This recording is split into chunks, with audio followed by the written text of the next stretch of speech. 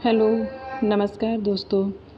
आज हम अपना हिंदी साहित्य का नया सेशन स्टार्ट कर रहे हैं और इसमें ये हमारी पहली क्लास है।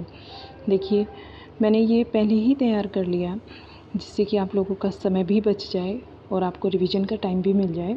आज हम इसमें सबसे पहले पढ़ेंगे हिंदी साहित्य का इतिहास। हिंदी साहित्य का इतिहास कैसे लिखा गया, क्या पद्धतियाँ अपनाई गई, लेखन का क्या तरीका था, ऐसा क्या कुछ जो साहित्यकार हैं हमारे, उन्होंने कौन कौन सी पद्धतियों को लिया है, यहाँ पर हम उसी का अध्ययन करने वाले हैं। और इसमें सबसे पहले आती है हमारी वर्णक्रम पद्धति।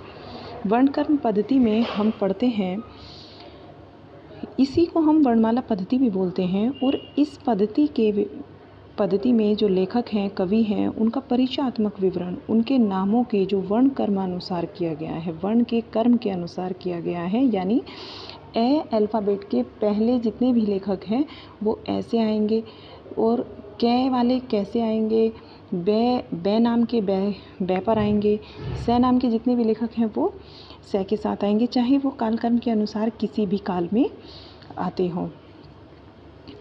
वह देखिए, ये क्वेश्चन भी पूछ लिया जाता है। इसमें जो हमारे क्वेश्चन जो बनता है वो है कि वर्णमाला पद्धति की कोई दो इतिहासकारों का नाम बताइए। तो इसमें सबसे पहले हमारे गारसदत्त तासी और शिव सिंह सेंगर आते हैं। ये दो ऐसे इतिहासकार हैं जिन्होंने वर्णक्रम पद्धति को अपनाया अपने इतिहास लेखन में।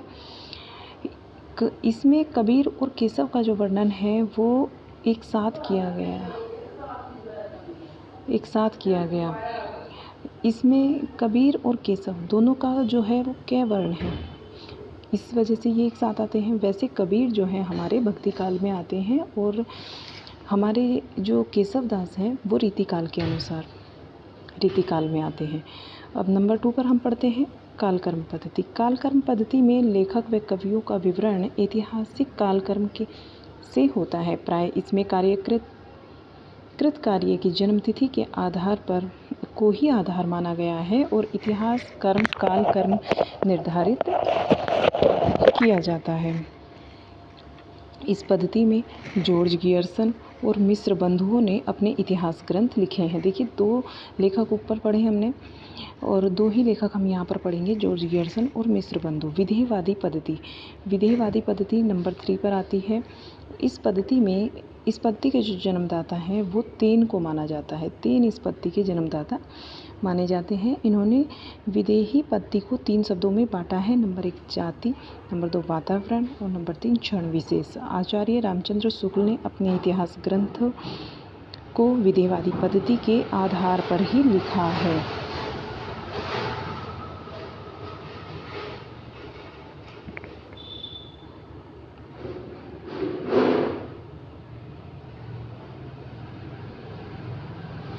आचार्य रामचंद्र शुक्ल के अनुसार, यहाँ पर हम एक डेफिनेशन देख लेते हैं, बहुत ही इंपॉर्टेंट कथन है, आप इस पर स्टार लगा लीजिएगा। आप इसको वीडियो को बाद में देखकर अपने नोट्स भी तैयार कर सकते हैं इसके अकॉर्डिंग। देखिए, आचार्य रामचंद्र शुक्ल जी कहते हैं कि जब प्रत्येक देश का साहित्य वहाँ की जनता की चित्तवृत्ति का संचित प्रतिबिंब होता है, तब यह निश्चित है कि जनता की चित्तवृत्ति के परिवर्तन के साथ ही साहित्य के स्वरूप में भी परिवर्तन होता चला जाता है। आप देखेंगे ये क्वेश्चन कई बार पूछा गया है। आदि से अंत तक इन्हीं चित्तवृत्तियों की परंपराओं को परखते हुए साहित्यिक परंपरा के साथ उनका सामंजस्य दिखाना ही साहित्य का इतिहास कहलाता है। नंबर 4 पर हम लिखते हैं, नेक्स्ट आता है हमारा जो है नंबर 4 वैज्ञानिक पद्धति। यह इतिहास लेखन में अपेक्षाकृत अधिक सहायता कर सकती है, लेकिन इस पद्धति में क्रमबद्धता और तर्कपुष्टता होती है, पर अनेक तथ्य इसमें छूट जाते हैं। इसलिए जो विधेयवादी पद्धति है वही सर्वमान्य पद्धति रही है।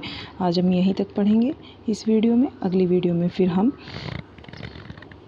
आगे हिंदी साहित्य के इतिहास के प्रमुख ग्रंथ पढ़ते हैं। ओके, धन्यवाद। अगर आपको वीडियो पसंद आई हो तो आप प्लीज़ चैनल को सब्सक्राइब कर लीजिए, बेल आइकन को प्रेस कर लीजिए और वीडियो को लाइक भी कर दीजिए, क्योंकि ये आपके धीरे धीरे नए पूरे नोट्स तैयार हो जाएंगे और छोटी छोटी वीडियोज़ में ये सारे नोट्स तैयार होंगे। इससे आपको वीडियो बनाना भी अच्छा लगेगा। कल का हमारा टॉपिक है हिंदी साहित्य की प्रमुख इतिहास ग्रंथ। देखिए हम एक बार में एक टॉपिक को क्लियर कर देंगे। ओके, धन्यवाद।